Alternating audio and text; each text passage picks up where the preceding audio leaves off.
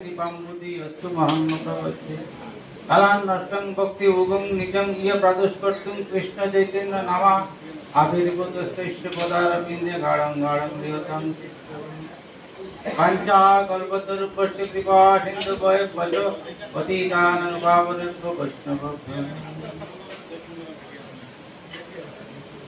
আজকের এই মহতী সভার সভাপতি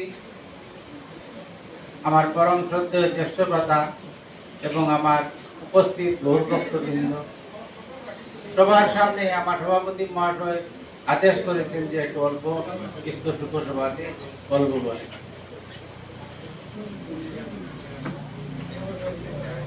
পূর্ববর্তী বক্তা বলেছেন যে জাতিস্য হি ধ্রুব মৃত্যু ধ্রুবং জন্ম মৃত্যুস্য। আমি বলিব কি, জাতিস্য হি ধ্রুব মৃত্যু, জন্মিলে মরিতে হবে, অমরকে কোথাক হবে, চিরস্থির কবে নীর হায় রে জীবন নদী। অতএব আমাকে সংসার আসতে হয়েছে, আবার যেতেও হবে। আমরা একটা কথা জানি, বকরূপী ধর্মী প্রশ্ন করেছিলেন যুধিষ্ঠিরকে যে কাছ বার্তা কিমাশ্চর্য গোপন্থা আকর্ষ বোধতে মমৈতাংশ চতুর প্রস্থান কত ইচ্ছা জলং দিব। কাছ বার্তা কিমাশ্চর্যম, আশ্চর্য বস্তুটা কি?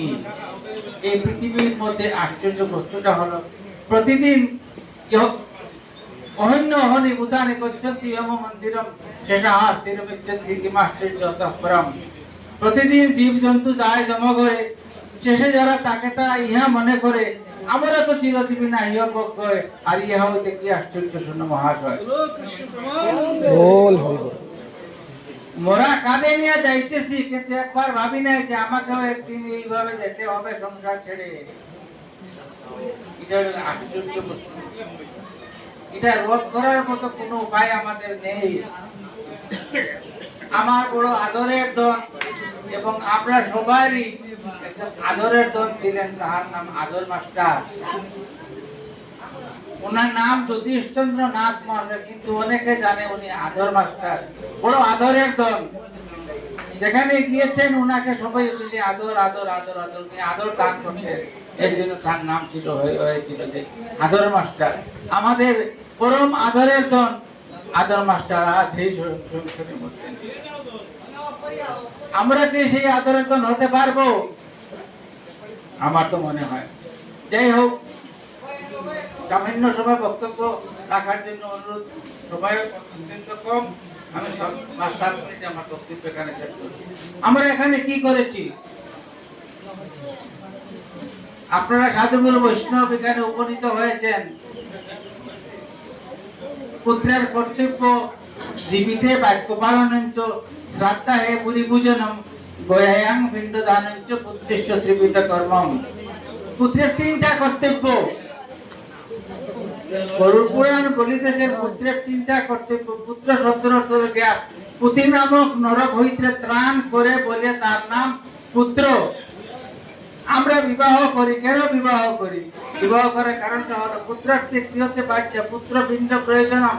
যদি বিবাহ করলাম, যদি সংসারের মধ্যে আমরা বলি না, সাধারণ কথা বলি যে বংশের টেকা রেখে যাও, বংশের টেকা, অর্থাৎ আমার জন্য আমাকে পিণ্ড প্রদান করিবে বলিয়া পুত্র পাইলাম। ও পুত্রার্থে ক্রিয়তে পাইছে পুত্র পিণ্ড প্রয়োজন। পিণ্ড পাওয়ার জন্য আমি পুত্র পাওয়ার জন্য বিবাহ করেছি। অতএব পুত্র পাইলে পরে শ্রাদ্ধানুষ্ঠান আসলে পরে এক অসুবিধা হয়। যাই হোক, আমরা এখানে কি করেছি? পুত্রের কর্তব্য জীবিতে বাক্য পালনঞ্চ শ্রাদ্ধা হে পুরী পূজনম গয়ায়াং পিণ্ড দানস্য পুত্রেশ্ব ত্রিবিধ কর্ম। পুত্রের 3টা কর্তব্য জীবিতে বাক্য পালনঞ্চ। পিতা মাতা জীবিত থাকতে পিতা মাতার বাক্য আমাদেরকে মানতে হবে, শুনতে হবে, পালন করতে হবে। আর যদি করি না, তাহলে পিতা মাতাকে আমরা শ্রদ্ধা করার কোন রাস্তা আমরা থাকলো না। অতএব শ্রদ্ধা করার, পিতার বাক্য মাতার বাক্য আমাদেরকে সর্বদা রক্ষা করিতে হইবে, নতুবা আমি পিতৃতুই পাতকীর জন্ম জন্ম তাপ।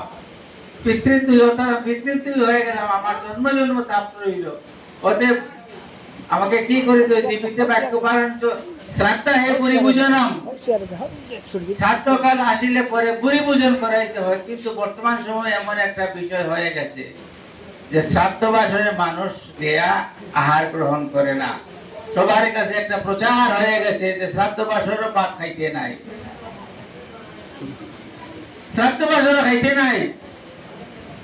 শ্রাদ্ধ বাসন খাইলে কি হয় এবং কিভাবে খেতে হয় সেটার চিন্তাধারা আমরা করি না। শুধু আমরা জানি শ্রাদ্ধ বাসন খাইতে পারি না, কিন্তু শাস্ত্রকার বলিতেছেন যে শ্রাদ্ধ হে পুরী পূজন, শ্রাদ্ধ আসিলে পরে পুরী পূজন করাইতে হবে। আর মানুষ যদি না আসে আমরা এমনি পুরী পূজন করাইমু? মানুষ আসলে না পুরী পূজন, মানুষ যদি আসে না তো পুরী পূজন কিভাবে হবে? তো পুরী পূজন করাইতে হলে কিভাবে করিতে হবে? যেমন ধরো এখানে আজকে পিণ্ডদানাদি ক্রিয়া হইতেছে, পিণ্ডদানাদি ক্রিয়া, এই পিণ্ডটা কিভাবে তৈরি হলো? এই পিণ্ডটা কিভাবে তৈরি হলো? মহাপ্রসাদ দ্বারা, গোবিন্দের নিকট নিবেদিত মহাপ্রসাদ দ্বারা পিণ্ডদান করা হয়েছে। শাস্ত্রকার বলিতেছেন প্রাপ্তে তু শ্রাদ্ধ দিনে অপি প্রাগন্নং ভগবত অর্পয়েৎ। শ্রাদ্ধ দিবস উপনীত হইলে পরে প্রাগন্নং ভগবত অর্পয়েৎ, প্রথম অন্নটা ভগবানের নিকট নিবেদন করিবে। অনিবেদিত বস্তু খাইতে পারে না। আমরা কেউ অনিবেদিত বস্তু খাই না। সবাই যেটা খাই না খানে ঠাকুরের অর্থে বা গোবিন্দের অর্থে বা রাধা কৃষ্ণের অর্থে অথবা উপাস্য দেবতার সঙ্গে অর্থে আমরা নিবেদন করে। আমরা অনিবেদিত বস্তু পৃষ্ঠাপত্র সমতুল্য, অনিবেদিত বস্তু খেতে নাই, নিবেদন করে খেতে হয়। তা আমরা এখানে কি করেছি?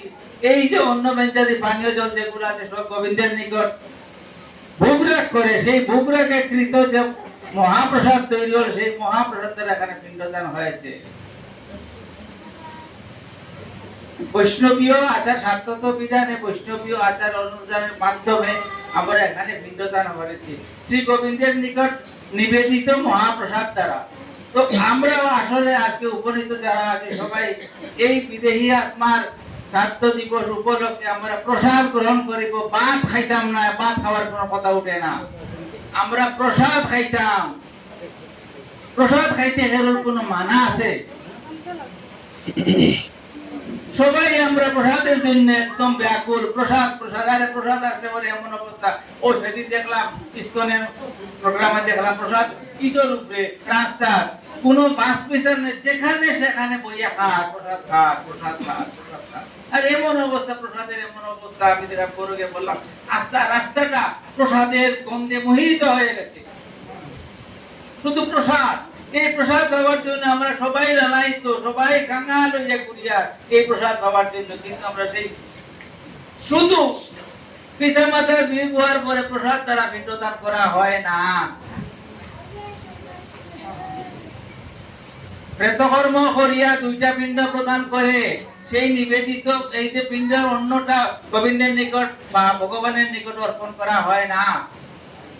আর যদি ওপর করা হইতো তাহলে দেখা যায় কি আমরা সেটা কি হলো প্রসাদ। আমরা আমার পিতা মাতা, আরে বাবা তোমার পিতা মাতা জীবিত অবস্থায় প্রসাদ খাইছেন না? তোমার আমার পিতা মাতা বা আমি তুমি সবাই আমরা জীবিত অবস্থায় প্রসাদ খাইছি না? প্রসাদ খাইবা লাগে পাগল হইয়া ঘুরিয়া। প্রসাদের নাম শুনলে পরে যেখানে সেখানে প্রসাদ খাই। ওই যে সেদিন ইসকনের কথা কইলাম না, এমন অবস্থা। আরে দাঁড়িয়ে দাঁড়িয়ে খেয়ে করে দিবার দরকার নাই, দাঁড়িয়ে দাঁড়িয়ে লইছিলা, দাঁড়িয়ে দাঁড়িয়ে খাইতে হবে। এত স্বাদ প্রসাদে, এই প্রসাদ খাওয়ার জন্য সবাই লালায়িত। আর শুধু পিতামাতা বিগ হওয়ার পরে এই প্রসাদটা নিতে বড় কৃপণতা, আমি জিনিসটা বুঝতে পারলাম না। অনিবেদিত বস্তু পৃষ্ঠা সমুদ্র সমতুল্য। আর ওন দৈত্যা থরের ভুক্তম ভিত্তিনাং শ্রাদ্ধ কর্মণি, যে ব্যক্তি দিবে না ওন দৈত্যা হরের মুক্তম, হরের নিবেদিত মুক্ত বস্তুটা, হরের মুক্তম পিতৃনাং শ্রাদ্ধ কর্মণি, পিতামাতার শ্রাদ্ধ দিবস আসিলে পরে এগুলা দিতে হয় কিভাবে? হরের মুক্তম পিতৃনাং শ্রাদ্ধ কর্মণি অষ্টমতি পিতরতুষ্য বিন্নুত্তম শতত্রং দ্বিজা তেনৈব ভিন্নাং তুলসী বিমিশ্রা কল্প কোটি পিতর সুতৃপ্তা। ও শ্রাদ্ধকালে হরিভুক্ত শেষং দদাতি ভক্তে পিতৃ দেবতানাং তেনৈব ভিন্ডাং তুলসী মিশ্রা গল্প কোটি ভিতরে সুদীপ্তা। সেই ভিন্ডটা যদি গোবিন্দের নিকট নিবেদন করিয়া সেই বস্তুর দ্বারা পিণ্ড তৈরি করে পিণ্ডের উপরে যদি একটা তুলসী পাতা দিয়া বা তুলসী মঞ্জুরি দিয়া যদি প্রদান করা মিতার উদ্দেশ্যে প্রদান করা হয়, তা গল্প কোটি কাল ভিতরে সুদীপ্তা ভিতরগণ গল্প কোটি কাল বল হরি বল। গল্প কোটি কাল সেই আনন্দের মধ্যে ডুবে থাকবে। অতএব অনিবেদিত বস্তু খাইতে পারে না। আদর মাস্টারের এই বাড়িতে আজকে যে অনুষ্ঠানটা হইতেছে, সেই অনুষ্ঠানে যে পিণ্ডদান হইতেছে, সেই পিণ্ডদান গোবিন্দের নিকট নিবেদিত মহাপ্রসাদ দ্বারা পিণ্ডদান হইছে। আমার প্রভুপাদ শ্রী বিপুল বিহারী গোস্বামী তত্ত্বনীতি যে গ্রন্থখানা রচিত করে দিয়েছেন, সরলকোনা তত্ত্ব সংগ্রহের মধ্যে সাধ্য তত্ত্ব বলে একটা 2 নম্বর খণ্ড তৈরি করেছেন। সেখানে গেলে প্রবেশ করলে দেখা যায় গৌর কৃষ্ণ ব্যতীত আর অন্য কোনো কিছু নাই। শুধু গৌরের নিকট কৃষ্ণের নিকট কিভাবে ভক্তি শ্রদ্ধা সহকারে শাস্ত্র বিধান অনুসারে মহাপ্রসাদ দ্বারা কিভাবে পিণ্ডদান করিতে হয় সেগুলা লিপিবদ্ধ করিয়া গিয়েছেন, কিন্তু আমরা পালন করি না। আর একটা কথা, পিতা মাতা বিয়ে হওয়ার পরে এখনো আমরা কই না নি। আমি একদম ভুলিয়ে ধরছি জিনিসটা হইল গিয়া গয়াত গেলা সাধ্য পিণ্ডদান করিয়া গয়াতে গিয়া পিতা মাতারে যে এরা অস্তিত্ব মনে করে দিলা, আর পিতালোকে কোনো সম্পর্কে বাড়িতে এলে কইবা একত্রিষ্ট করতে না বা আর একত্রিষ্ট করতাম কেন, আমি তোমার পিতারে বিয়ে দিয়েছি, গয়াত দিয়েছি। আরে বাবা, পিতারে যদি গয়া দিলে শেষ হয়ে যায় গেছে, তোমার যদি কেউ জিজ্ঞাসা তোমার বাবার নাম দিলা কইবাই নাই, তুমি বলে যে আমার বাবার নাম তার তো গয়া দিলে তার নাম আর হইতাম না, তার নাম আর হইতাম নাই, আমি তার নামে গয়া দিলেছি। পিতা ততদিন জীবিত যতদিন পুত্র জীবিত, গুরুদেব ততদিন জীবিত যতদিন শিষ্য জীবিত। অতএব পিতার মৃত্যু হয় না। আজকে যদি জিজ্ঞাসা করা হয় সমুরে তোর বাবার নাম কোথায় বলবনি, আমার বাবা মরে গেছেন, কেউ আমি দিতে দিলেছি, আমি তার করতাম না। কিটা হইতো আমার বাবা স্বর্গীয় শ্রী যুধিষ্ঠিরনাথ মহাশয় উইথিন ব্র্যাকেট আদর মাস্টার। আমরা করি কিন্তু আমরা চোখে শুনি না, কানে শুনি না, আর চোখে দেখি না। আরো দেখো বিষয় কি, আমরা এখানে কি করা হইয়াছে, এখানে কোন স্বর্গ কামনা করিয়া কোন সংকল্প করা হয় না। স্বর্গ এমন একটি স্থান। আরে নবম অধ্যায়ের 21 নম্বর শ্লোকে কইতেছেন, তেতুং মুক্তা স্বর্গলোকং। গীতাতে খুললে সবাই ভাই ভাই খান, গীতা এখানে আমারও চিত না, আমার একলা করো না, সবের বাড়িতে শ্রীমদ ভগবত গীতা আছে। সেই গীতাতে নবম অধ্যায়ের 21 নম্বর শ্লোকটা পাঠ করে একবার দেখবা, তেতুং মুক্তা স্বর্গলোকং বিশালং স্টিনেবন্যাং মধ্যলোকং বিশন্তি এবং ত্রয়ী ধর্ম অনুপ্রবন্না কথা কথং কাম কামা লবন্তে। ত্রয়ী ধর্ম কর্মকাণ্ড সকলে বিশাল বাণ্ড অমৃত পাবিয়া যে বা খায়। কথা কথি কাম লাভ জন্ম জন্ম মহাতাপ, তার জন্ম অদক পাতে যায়। তো আমরা স্বর্গ কামনা করি না, আমরা কি বলি, এখানে কৃষ্ণ সেবা বা নিত্যলীলা প্রবিষ্ট বা কৃষ্ণ সেবা প্রাপ্তি কামনা শ্রী বৃন্দাবন ভূমি পাঠ করি আমরা। বৃন্দাবন কি খারাপ জায়গা নেই, আর কৃষ্ণ যেখানে তখন এখান থেকে খারাপ জায়গা নেই, যে তানে যদি সারা জীবন দেন স্বাধীন দাম একটু আগে আলোচনা হয়েছে, স্বাধীন দাম তুমি শুনতে, আমি যদি আমার পুত্রকে জানাই না যে আমার স্বাধীন দাম বাবা ওঠা, যেমন তুমি সিঁড়িতে আসছো, আমার বাবা সাধন উচিত দামে গমন, আরে তোমার বাবা সাধন উচিত দাম তুমি চিনছনি, আর তাই তোমার হয়ে গেছে বলে ও ওঠা আমার সাধন উচিত দাম। এটারও কর্তব্য আছে যে সাধন উচিত দাম তো আমার পুত্ররে জানাই, তাই আর মরলে বলতে হে আমারে ফাটাইয়ে দিত, কই ফাটাইতো, আমার যে দাম আমি যে সাধন ভোজন করেছি সেই দাম সম্বন্ধে যদি তার ওয়াকিবহাল হয়, তাহলে সে আমার সেই জায়গাতে আমার পৌঁছে দিবা, নতুবা আমি যাইতে আমার সারা জীবন দিল্লি আর বুয়া এখন জানছেন না যে বাবা দিল্লি যাইতে, তাই দিলাইছেন মেঘালয়ের গাড়ি তুলিয়া। পুত্র জানতো আর বাবাও জানাইতা যে আমার গন্তব্যস্থল শ্রী বৃন্দাবন ভূমি কৃষ্ণ রূপে কৃষ্ণ সেবায় আমার বিদেয়ী আত্মাটা যাইতো। যুগপীঠ আমরা সংকল্প এখানে পাঠ করা হয়েছে না, যে যুগপীঠ মণিবন্দিরে নিরবচ্ছিন্ন কৃষ্ণ সেবা প্রাপ্তি কামনায়া বলা হয়েছে এটা। অতএব আমরা স্বর্গ কামনা আমরা কই না, স্বর্গ আমরা না বলি, আমরা কি বলি, কারণ স্বর্গ কামনা, স্বর্গ এমন একটি স্থান, মহাদেব শিব বলিতেছেন, স্বর্গে অপি সুখ সম্মুখ বরস্তি দর্শন আদিশু। স্বর্গে অপি সুখ সম্মুখ বরস্তি দর্শন আদিশু, সেখানে বরস্তি দর্শন আর সুখ সম্মুখ ছাড়া কিচ্ছু নাই। সেখানে রম্বা উর্বশী মেনকা তিলোত্তমা ও নাচতে আলা হয়তো বেটি নন অবস্থান ঘটনা আর অর্জুন রে দেখিয়া উর্বশীর প্রেম জাগিয়ে গেছে যে মনের মধ্যে অর্জুন ইন্দ্রের পুত্র হইল অর্জুন কারণ দিয়া বলছে তুমি আমাকে প্রেমে আমি তোমার প্রেম নিবেদন হলাম তুমি আমাকে রমণ করো অর্জুন বলে তুমি আমার মাতৃ সমতুল্য আমার পিতার রক্ষিতা আমার মাতৃ সমতুল্য আমার প্রণাম গ্রহণ করো হে দুষ্ট তুই একবার চিন্তা করবে তো আমি ইন্দ্রের রক্ষিতা আমি দেবরাজ ইন্দ্রের রক্ষিতা তুই আমার প্রেম প্রত্যাখ্যান করলে নপুংসক হয়ে যা যথা সময়ে অর্জুন নপুংসক হয়ে গেলেন প্রিয় নলা সাজিয়া বিরাট পুরীতে 1 বছর অজ্ঞাতবাসের সময় অর্জুন নপুংসক হয়ে গেলেন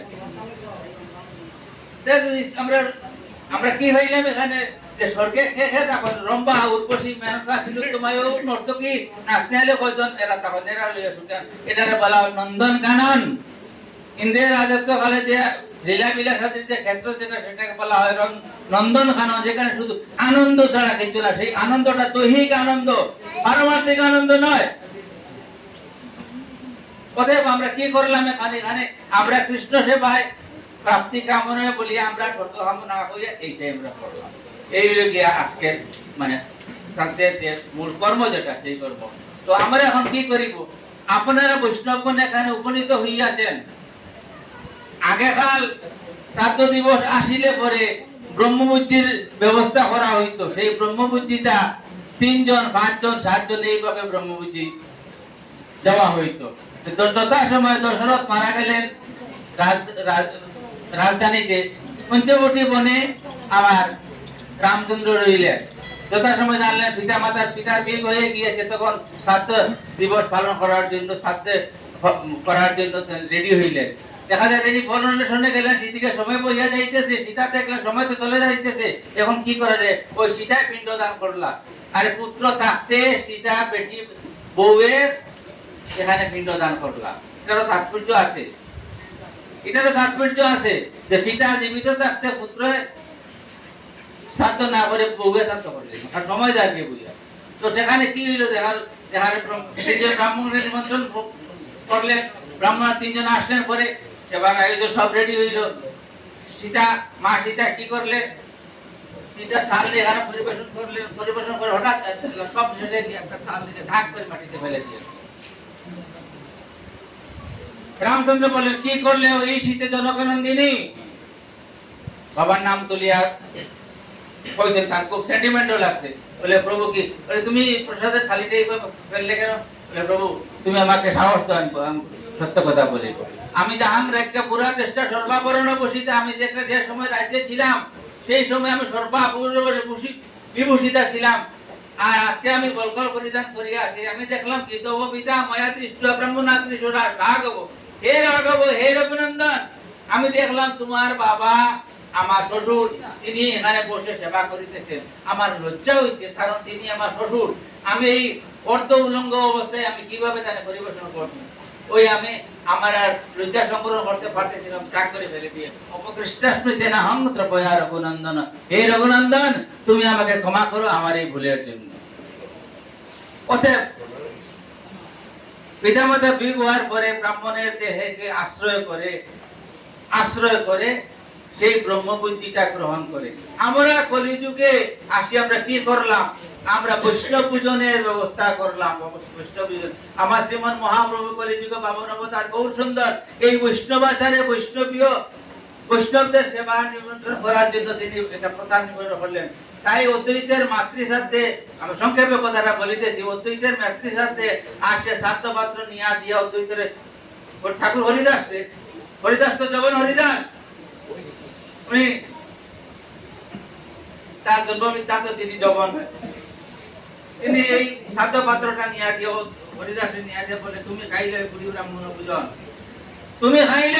ব্রাহ্মণ পূজন ওই শ্রাদ্ধ পাত্র নিয়ে হরিদাসকে ধরলেন ওতে বৈষ্ণব পূজনের এমনই মাহাত্ম্য তো আপনারা এখানে যারা উপস্থিত হয়েছে যে কোনো একজনের দেহকে আশ্রয় করিয়া এই বাড়ির আদর মাস্টার অর্থাৎ যতীশচন্দ্র নাথ মহাশয় সেবা গ্রহণ করিবে অন্ন গ্রহণ করিবে প্রসাদ গ্রহণ করিবে এই এটা শাস্ত্র বাক্য আর আমরা সব শেষে কি করিব আমরা এই বিদেহী আত্মার জন্য একটু নীরবতা পালন করব। নীরবতা পালন করতে আমরা কি চিন্তাধারা করব, সেই চিন্তাধারাটা হইল গিয়া এই বিদেহী আত্মাটুকু, এই ভূলোক, ভুবলোক, স্বলোক, জপলোক, তপলোক, মহলোক, তারপরে ব্রহ্ম ব্রহ্ম, তারপরে বৈকুণ্ঠ, তারপরে কৃষ্ণলোক, কলক, তারপরে কৃষ্ণলোক।